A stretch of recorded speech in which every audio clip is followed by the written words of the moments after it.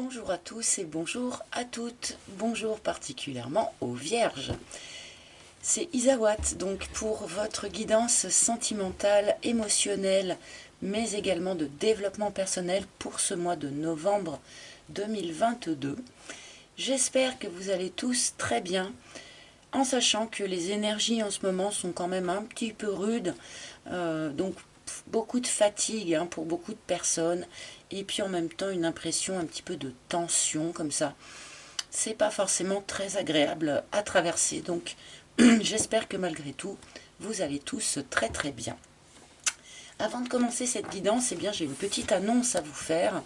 Je vais être interviewée en direct live sur une chaîne YouTube, donc le mercredi 9 novembre à 20 h, donc sur la chaîne L'Harmonie du Cœur, Aurélie Clément. Donc je ne vous cache pas que ça me fait un petit peu peur d'être interviewée comme ça en direct, sans filet. Donc je compte sur vous pour être présent, pour me soutenir.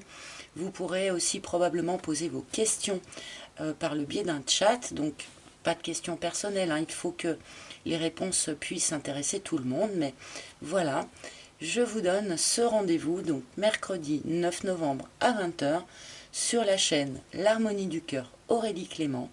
Vous pourrez un petit peu mieux faire connaissance avec moi.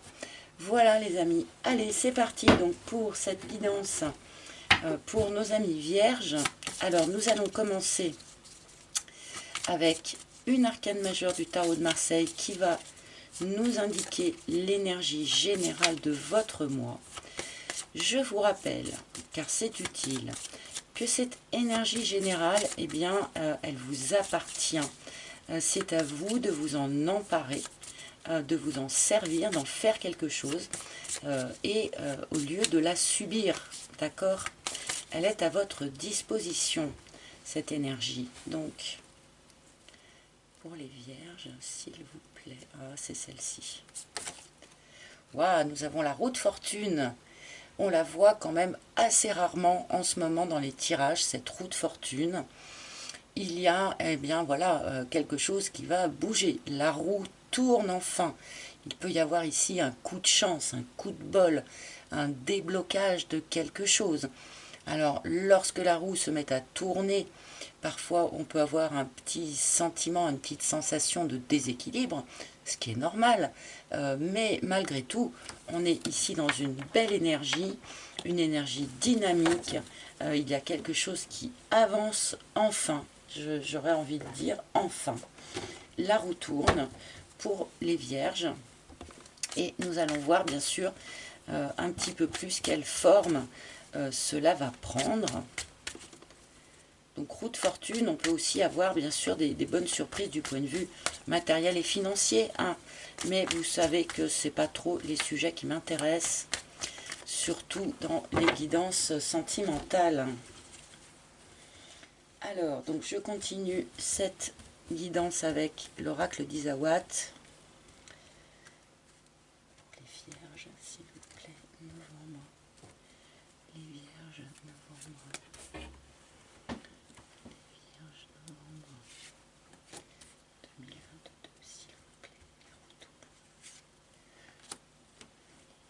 Novembre 2022. Merci. Alors voilà une première ligne. Et c'est parti pour les vierges. Waouh, la matérialisation. Bon, beaucoup de dynamisme dans ce démarrage-là. Attention, ça peut se gâter par la suite. Je me méfie toujours quand un tirage démarre sur les chapeaux de roue. Mais avec la matérialisation, ici, on vient vous dire qu'il y a possibilité. Donc, alors peut-être que c'est quelque chose qui a eu lieu à la fin du mois d'octobre, puisque c'est la première carte qu'on nous donne. Mais ça peut aussi prendre place sur le mois de novembre. On matérialise enfin quelque chose qui nous tient à cœur, un vœu, un souhait, un rêve, qui était déjà présent autour de nous dans les énergies et qui là va pouvoir enfin se matérialiser véritablement dans la matière, quel que soit ce vœu, ce souhait, ce rêve. Et cette matérialisation entraîne un virage dans votre vie. Vous étiez sur une voie, ou hop, on allait tout droit sur une voie, et là, tout à coup, la roue tourne, et ça nous fait prendre un virage. Donc là, il y a très probablement un changement assez important dans votre situation, dans votre vie.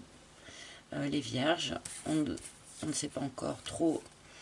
Ah, bon, ce changement pourrait, en tout cas dans un premier temps, vous apporter un peu de tristesse, un peu de peine. Alors, c'est assez curieux comme combinaison, puisque en général, quand on matérialise un vœu ou un souhait, c'est rare que cette matérialisation entraîne une forme de tristesse. Mais bon, pourquoi pas, car parfois, quand on change de route, eh bien, on doit laisser certaines choses derrière soi.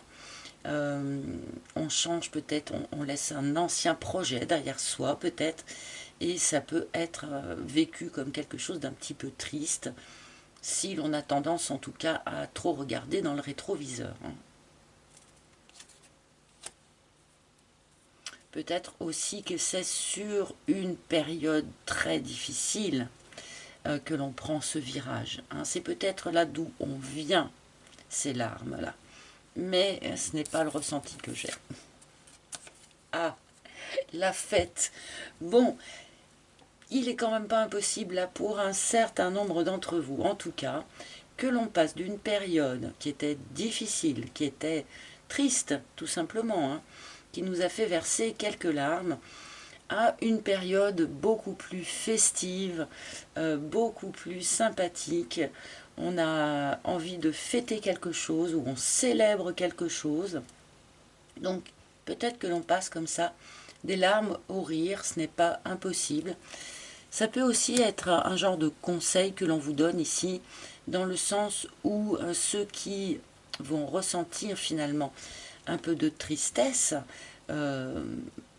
par ce changement de voie, d'accord, et bien là, on vous conseille d'aller essuyer cette tristesse, d'aller libérer cette tristesse en ayant recours bien, à des sorties, des fêtes, aller boire un verre entre amis, aller écouter un concert, aller danser, par exemple.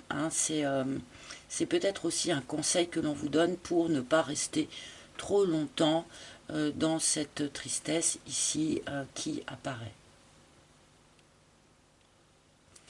Bon, je vais mettre une deuxième ligne sur ces cartes et puis nous allons voir un petit peu. Avec un peu de chance, nous aurons plus de précision. Ah, les pingouins, la famille. Bon, a priori, ce que vous matérialisez pourrait être en lien, pour un certain nombre d'entre vous en tout cas, en lien avec la famille. Ici, la famille nous est présentée comme plutôt positive, solidaire, soutenante, chaleureuse. Donc, ce que vous matérialisez pourrait avoir un lien avec votre famille. Ce que vous matérialisez aussi, eh bien, c'est peut-être la création d'une famille. Ou que ça va vous amener par la suite, à plus long terme peut-être, à la création d'une famille.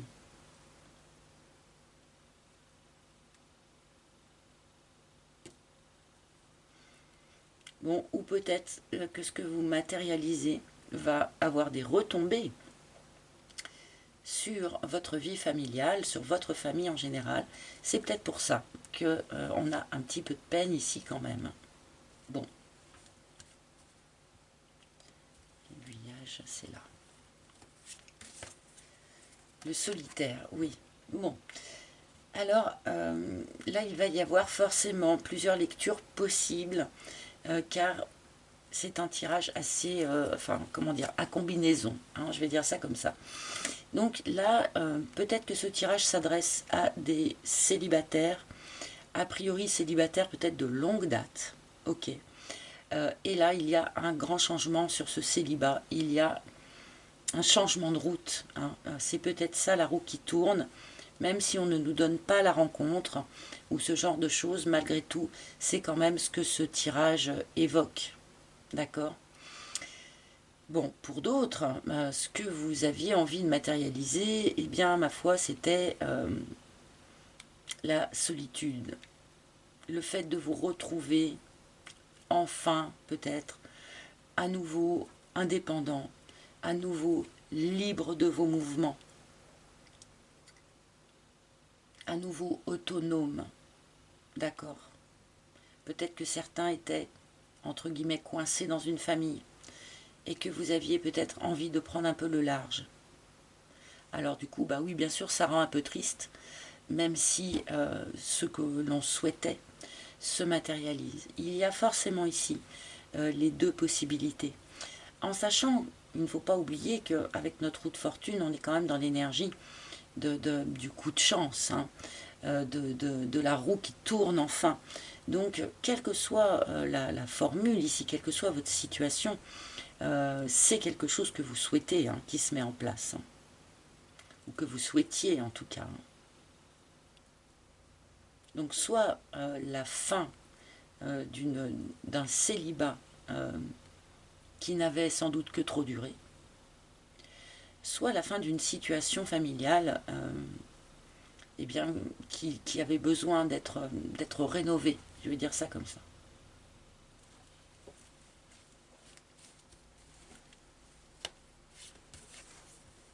L'alignement.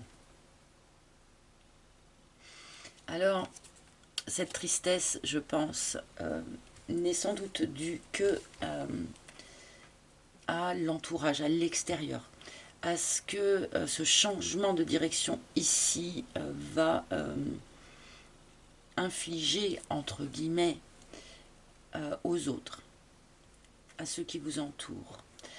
À mon avis, ici, on vous dit que cette tristesse ne perdurera pas si vous prenez bien conscience que ce changement de direction ici est là pour vous réaligner avec vous-même, pour vous réaligner avec ce que vous savez être juste et bon pour vous à l'heure d'aujourd'hui. Il est dit aussi que vous pouvez surmonter cette tristesse eh bien, en prenant soin de vous, en vous recentrant sur vous, en vous réalignant, en réalignant vos énergies. Donc, peut-être ici utilité d'un petit soin énergétique. Hein. Pour ceux à qui ça parle, vous avez une page sur mon site internet où vous trouverez des spécialistes efficients de ce genre d'intervention. Peut-être que ça pourrait être utile. Mais dans tous les cas, donc, on revient à soi, on se réaligne, on prend soin de soi. Faites des pauses méditatives si vous pratiquez ce genre de choses, des exercices d'ancrage, voilà, de manière à ne pas rester dans cette petite énergie de tristesse ici.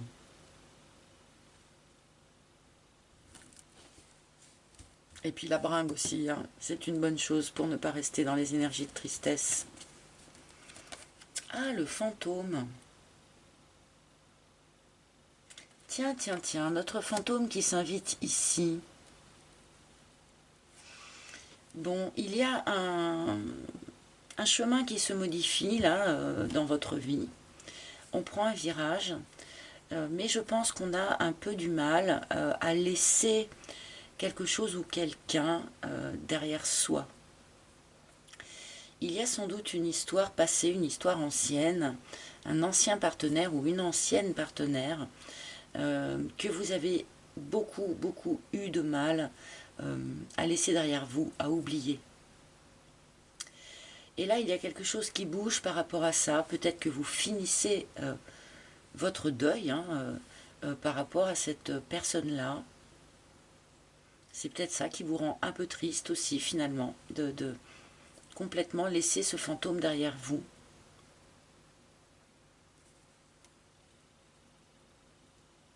C'est peut-être ça aussi qui vous a quelque part désaligné. D'accord ? Et c'est peut-être suite à cette rupture ici avec cette personne que vous êtes, pour certains en tout cas, resté assez longtemps célibataire.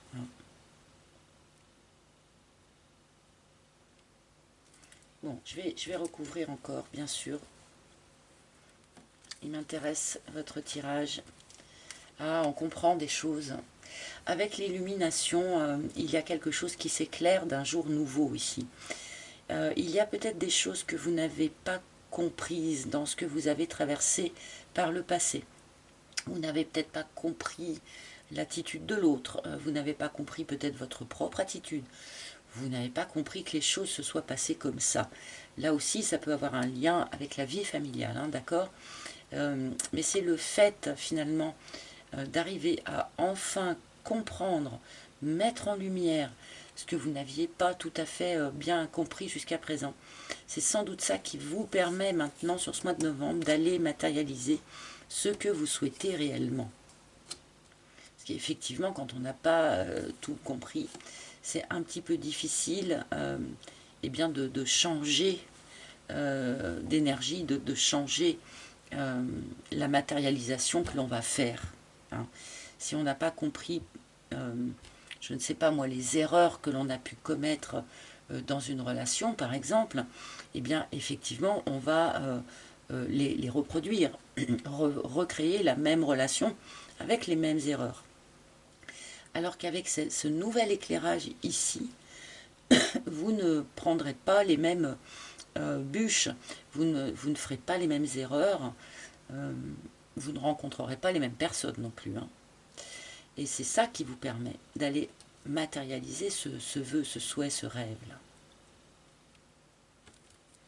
Bon, il y a une belle évolution en fait hein, sur ce tirage. Le triangle. Alors, a priori, une des compréhensions que vous allez faire, mais ça ne sera pas forcément la seule, est en lien avec donc ce petit jeu psychologique de bourreau, victime, sauveur, hein, le triangle de Karpman. Non, on ne peut pas se positionner comme victime ad vitam aeternam. Non, on ne peut sauver personne. Hein. On se sauve soi-même de ceux dont on a besoin de ceux dont on a besoin de se sortir, d'accord, mais personne ne peut le faire à la place de personne. Et là, à mon avis, il y a quelque chose là qui il y a une prise de conscience en fait de votre part, il y a une nouvelle lucidité qui vous arrive par rapport à ça. C'est probablement en lien avec cette période de solitude ici. Hein. Parce que quand on est seul avec soi-même, eh bien c'est là où l'on peut vraiment réfléchir sur soi-même, se réindépendantiser, comme je dis, redevenir autonome quelque part dans son mode de pensée, à l'écart de toute influence extérieure, d'accord. Ce sont lors des périodes de solitude que l'on apprend, que l'on comprend qui l'on est vraiment. Et c'est pour ça que c'est un conseil que je donne quand même assez souvent. Eh bien, s'il y a besoin de rester seul un moment, restez seul un moment. Et puis c'est tout, ça vous sera extrêmement profitable en fait à terme. Parce que c'est par la suite que l'on peut aller vraiment matérialiser ce que l'on veut. Parce que l'on sait qui l'on est vraiment.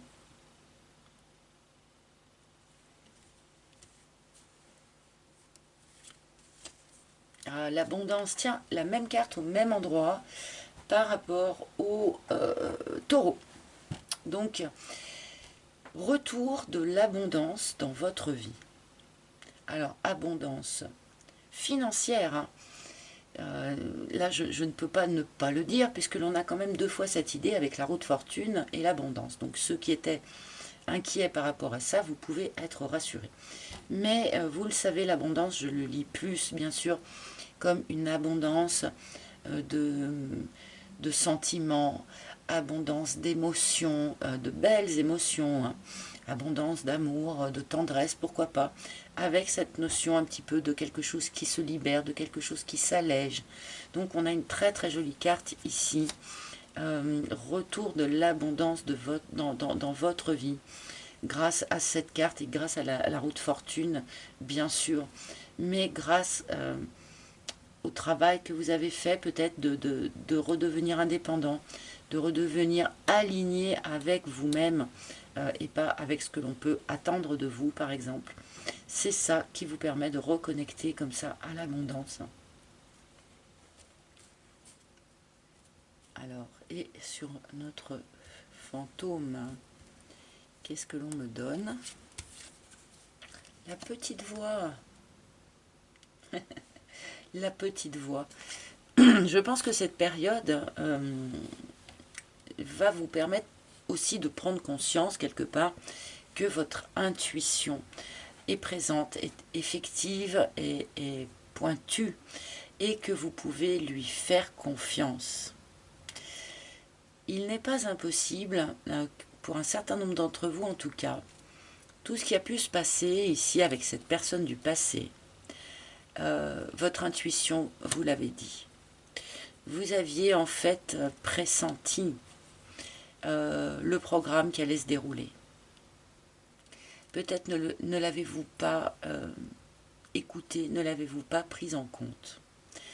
Et là, sur ce mois de novembre, je pense que parmi les nouvelles compréhensions que vous avez, voilà, parmi cette espèce de nouvelle lucidité que vous acquérez sur ce mois de novembre, eh bien, il y a ce lien à votre intuition.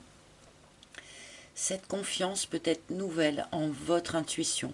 Peut-être comprenez-vous eh bien, que vous aviez eu les bonnes intuitions et qu'il faut juste apprendre à les écouter, à en tenir compte et à agir en conséquence. Et bon, il est possible aussi pour un certain nombre d'entre vous que cette intuition sur le mois de novembre se développe particulièrement.